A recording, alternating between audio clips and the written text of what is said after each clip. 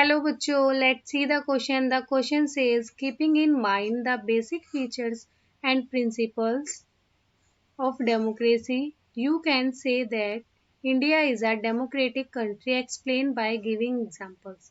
Or what is the significance of rule of law and respect for rights in a democratic country?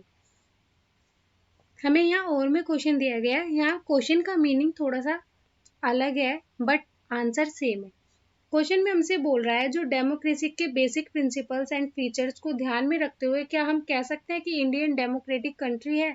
Explain कीजिए. दूसरे question में हमसे पूछ रहा है कि डेमोक्रेटिक कंट्री में rule of law and respect होती है, इसकी क्या सिग्निफिकेंस है. की concept of this question is rule of law. The restrictions of the arbitrary exercise of the power by subordinating it to well-defined and established laws. Basically rule of law ये कहता है कि कोई भी मनमाने ढंग से अपनी पावर का प्रयोग ना करे, इसलिए इसने कुछ कानून बनाए हैं जो मनमाने ढंग से की जाने वाली गतिविधियों पर रोक लगाता है.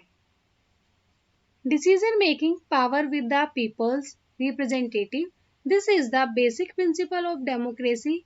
In India, the final decision making power is with the parliament whose members are directly elected by the people.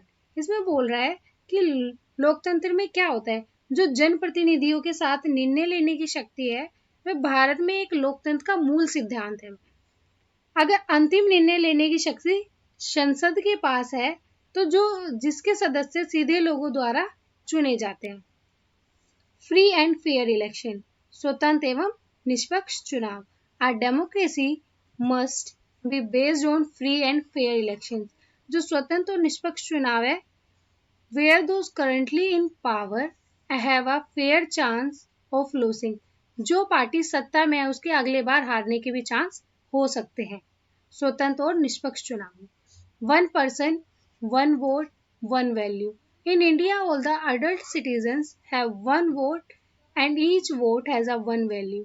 India में हर वयस्क नागरिक के वोट की मूल्य समान है. Rule of law and respect for rights. India government rules within limits set up by the constitutional law. All the citizens have been given some basic rights.